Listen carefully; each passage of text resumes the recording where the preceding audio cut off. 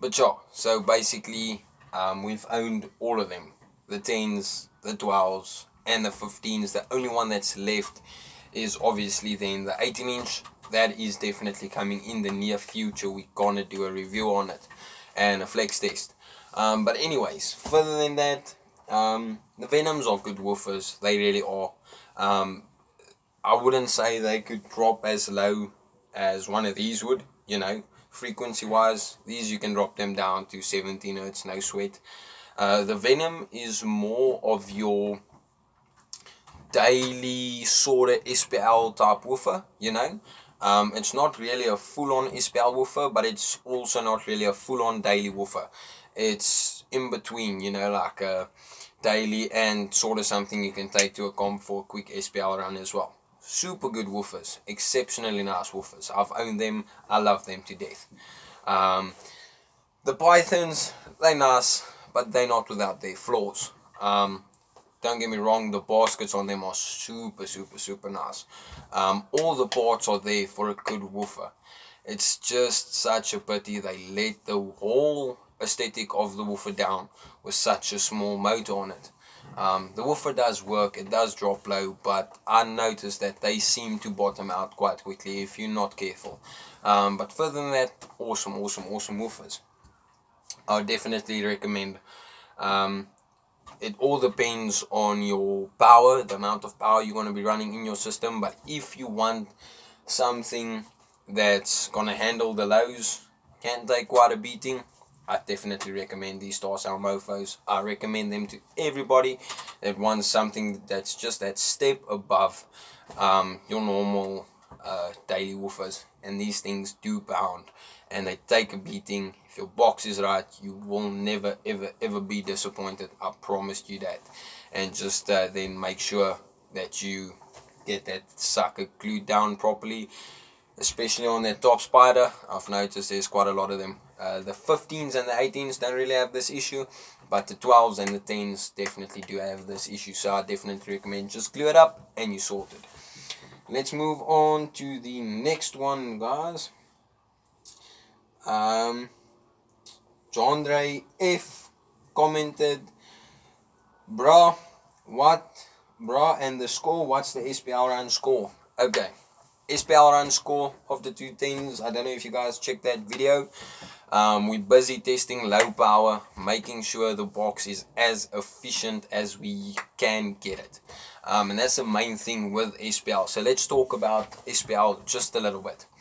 So SPL, sound pressure level. It's just basically a reading of how much pressure you can build up in your cabin in a set amount of time, which is usually 30 seconds, if I'm not mistaken.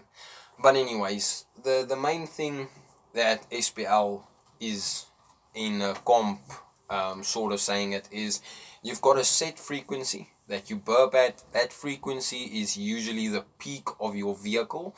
Always make sure when building a SPL box that your box peaks at the same resonance frequency as your vehicle, and then you're going to get the best results out of that box. My vehicle is super weird. Honestly speaking, my vehicle is super, super, super weird. All depends on seating position and a lot of other things that play a factor as well.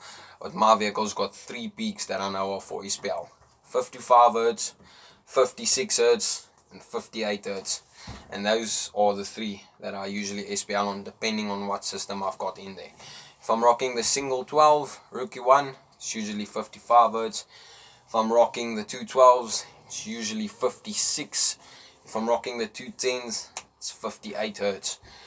So yeah, always make sure you get your box, especially if you want to go hardcore SPL, get your box tuned to the same resonance frequency of your vehicle. Now some of the oaks may wonder, how do I get this resonance frequency of my vehicle? Simple way of doing it. You just need 3 things basically. You need a SPL lab or term lab meter, decibel meter, and then you need a small 1 cubic feet box with an 8-inch woofer in it, a sealed box, 1 cube, okay, just a small square box for one 8-inch woofer, and a small amplifier. You don't need a lot of power. what you do then is you take that sealed enclosure and you do a frequency sweep from, let's say, 25 hertz up to 60 hertz. That's usually, I don't really see vehicles peaking above 60 hertz, except if it's extreme vehicles, with concrete in them and all that kind of jazz. But most of us don't do that stuff to the extreme like that. But yeah, get that box, do a frequency sweep, do about 3 frequency sweeps just to be sure, and whichever number, decibel reading, is the loudest is gonna have your frequency on it. So let's say you did a sweep from 20 hertz to 60 hertz, and the meter actually shows you where your peak is at.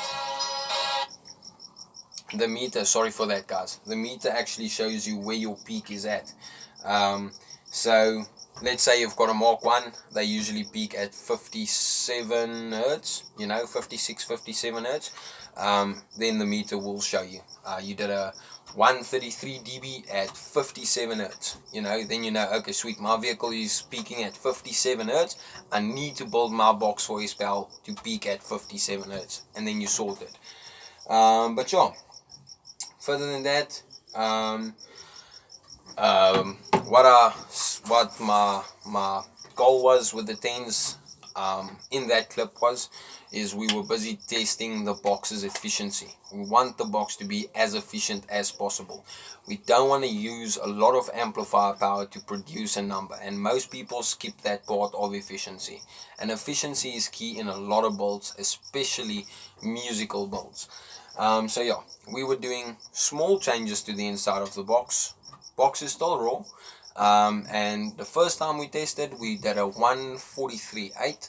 I went home, and by the way, we were testing on about 1,500 RMS, so it's not a lot. These woofers are rated 1,200 RMS musically each. So yeah, 1,500 RMS for both of them isn't enough to get them going. But anyways, we were doing at low power testing. So we did a couple of small things to the inside of the enclosure, and we actually got it up to a 144.9, almost a 145, just by changing a couple of things to the inside of the enclosure. Now keep in mind, RMS is still the same amp, same vehicle, same everything. We just made a couple of small changes to the inside of the box to get the airflow to move out of the box as quickly as possible, because that's what you want. A lot of you guys have asked me, what's the silver tape that I see on the boxes and all that? The silver tape is nothing secretive. Silver tape is a very thin aluminium foil tape that actually speeds up air velocity quite a bit in your box. So what I usually do is I pour my box with resin just to strengthen it up, and